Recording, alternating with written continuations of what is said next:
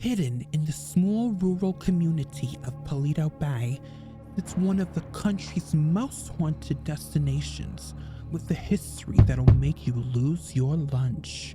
In the world premiere of Ghost Punter, join us as we explore the infamous Clucking Bell Chicken Factory, where legend has it a factory worker turned serial killer disposed of his victims by mixing them into the very chicken produced right here on this assembly line, making cannibals of fat fucks all over America. Sightings of these poor mincemeat murder victims have been reported to roam the factory at night, hopelessly looking for the heads, shoulders, knees, and toes they lost decades ago. And good thing too, because today, we're hoping to catch one live, so we can fuck them up.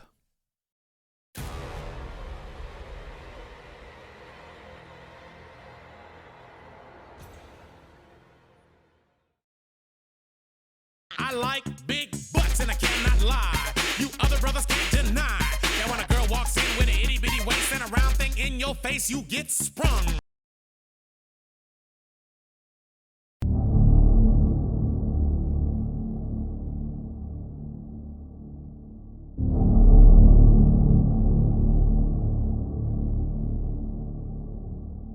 My name is Sam Dunst, and I was never a believer of the paranormal until one day I witnessed what I can only describe as a ghost vanish with my little brother right before my eyes. I would never see little Billy again. Since then, I made it my mission to scour the nation with only my psychic medium, Spirit, and Skip, he's not important, to avenge him the best way I knew how, with my fists. This is Ghost Punter.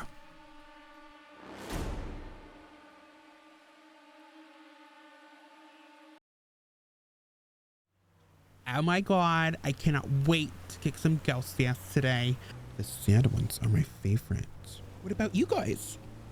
Yeah, we're not even there yet, and I can already feel my box tingling. Oh, that's a good sign. Hello, my name is Spirit, and I'm the crew's psychic advisor / medium. My job is to detect signs of paranormal activity. And how do you do that? With my box. I'm sorry. I don't understand. Come closer. Yeah, just come closer. My pussy, bitch. And no, it's not the clap. I get tested regularly.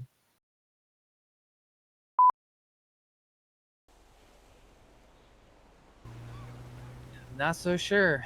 I read somewhere that. Oh, we're here! But the GPS says we're still 4 miles away. Don't stop, pop that pussy, let me see your doo-doo brand.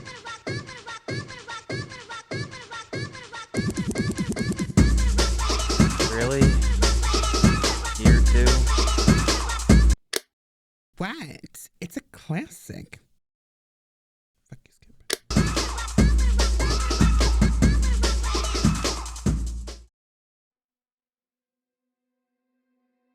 We're finally here, and at first glance, the Clucking Bell's enormous size feels almost suffocating. Layers of grit, grime, and stone add an extra level of mystery to the already creepy behemoth of a structure. We're now headed to the very entrance where we'll meet Susan Stein, a local historian who knows everything about Paleto Bay, including our final destination for the night, which, by the way, is over 100 years old. It's not that old. That's it. Oh, look, there's Susan.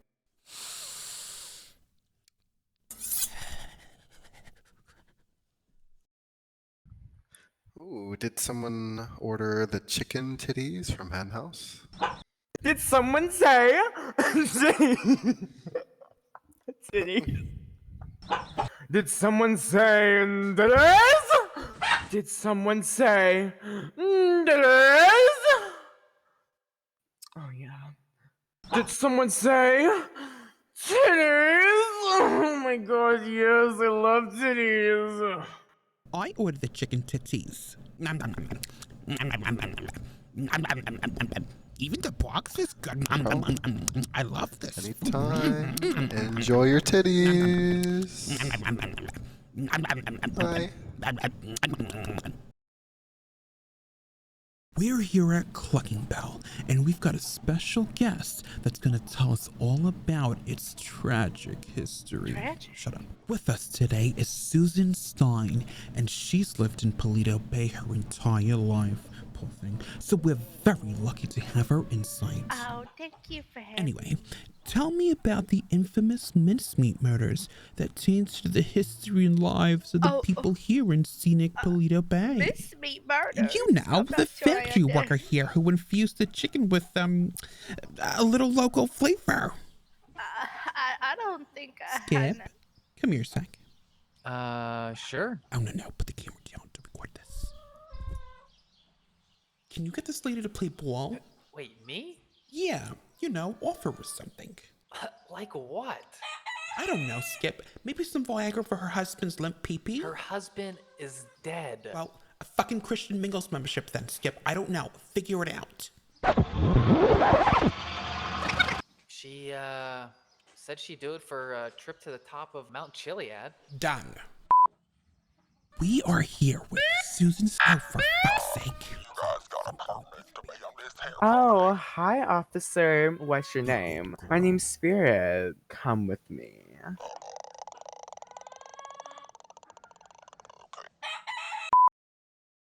So, Susan, what can you tell me about the tragic history of this place? Yes. Well, there was a serial killer at the time who wow. worked here. He Oh was my just God. awful, and he Oh. would murder chickens and feed them to people. God damn it, Susan. He wasn't running a fucking soup kitchen. I'm sorry. It's okay, Susan. Shut up. Okay. Okay, let's go before he changes his mind. Yes. Fuck off, Susan. How'd you? Put my finger up his butt.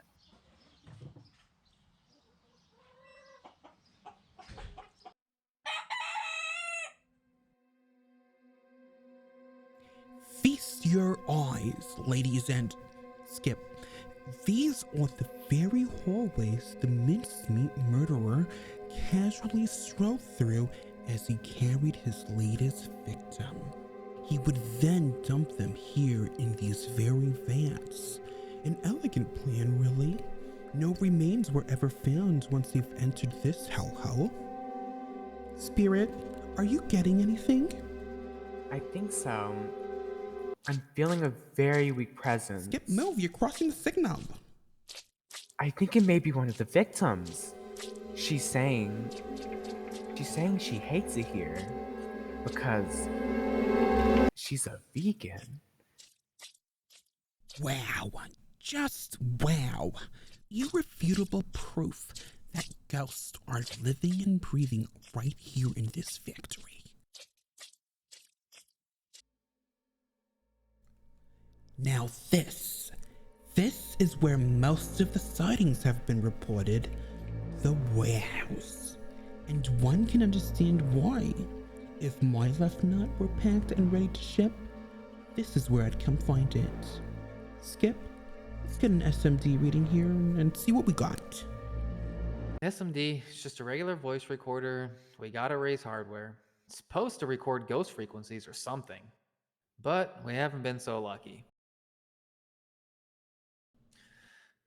You know, I once asked Sam that very thing, and she responded with, "Suck my dick."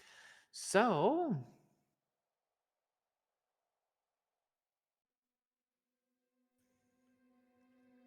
are there any ghosts in here? Please give us a sign. Skip, we came here to punt these bastards. Fire them up a little bit. Come on. Put your back into it. Come on out, Skip, or else come we're on. gonna. Show what you got up here. Pretend they put pepper on your chicken and now it's too spicy. Come on, Skip. Show me passion. I want to Fuck see you, passion. Ghost. I'm tired of you treating me like shit all the time. I'm gonna rip your heart out with my bare hands and take a shit in the hole left behind, and then I'm going to. Oh my god. Jesus Christ. So fuck you, Ghost. Skip, that was amazing. How do you feel? Actually, I feel kind of Okay, good. time to get down to business. The moment has come to bid adios to our beloved camera crew. We will miss you and we'll see you in the morning. Don't forget to lock the doors on your way out. From the moment they leave, we're officially on our own, left to explore the mysteries of this poultry palace until daybreak, in total darkness. Let's go ghost hunting.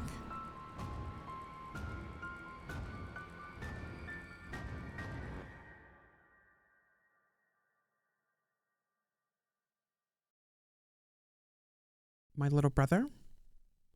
Sure. Okay. Let's see. Well, his name was William, but we all just called him Billy. He was a small little thing, reddish hair, no freckles, but he did have some cute little dimples when he smiled. And pouted, come to think of it. My parents had him later in life, so he was always kind of a sickly kid, but a miracle nonetheless, my mom used to say. She was right. He loved airplanes. He would sit by the window for hours and count each one that flew by. Probably would have become a pilot had he not. The last time I saw Billy was Halloween night, 40 years ago now. I remember it pretty well because I was upset I had to stay in and babysit again. It was something that I did often as the older child, and usually it would be fine, but that night was Halloween, and I should have been out with my friends, eating my weight in candy. Instead, I was home, stuck. Again. I remember thinking how much better my life would be if he were never born. I cursed my parents for having him. Classic teenager stuff. Once my parents left, a church thing, I think, I decided I wasn't going to let this little brat ruin another night. I was going to go out no matter what. So I gave him a little snack, some warm milk, and put him to bed. And when I was sure he was sound asleep, I got dressed in my cute little firefighter costume. That's what I wanted to be when I grew up. Anyway, after checking on him one last time, I left the house. That was easily the biggest mistake of my life. I was only supposed to be gone a little bit, an hour max. But you know how selfish teenagers can be. I don't remember how much time had passed, but it was long enough for Billy to wake up and realize I was gone. I knew this because I was sure I saw him down the street from me amongst the trick-or-treaters. He was wearing the same PJs I put him to bed in, and his red hair was unmistakable. It took a couple seconds to realize that he should not be out, and a couple more to realize that he wasn't alone. He was holding somebody's hand, but It was strange because it wasn't somebody I knew. In fact, it wasn't somebody any of us knew at all. This person was wearing a blanket, but it went from the head all the way down to the feet. Amid the chaos of the lights, laughing, the trick-or-treaters, he blended right in. It was a ghost, and my little brother was being led away by him. In the moments it took me to realize what was happening, I snapped back and I started running. I remember feeling so small, running through the crowd, not able to see anything. But I would catch a glimpse, there and gone, there and gone, until they were gone. My little brother has been taken by a ghost, and it was my fault. I ran back home because maybe I was mistaken. Maybe there was another little boy out there with the same PJs and reddish hair. But when I opened my front door, I have never in my life, even now, felt such profound silence. The house was empty, and I was responsible.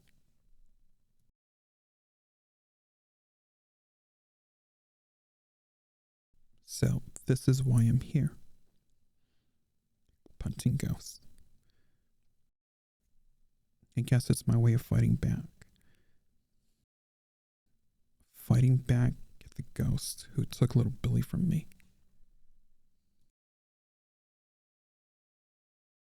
Are we done? Okay, good, because I gotta pee so bad. Was any of that real?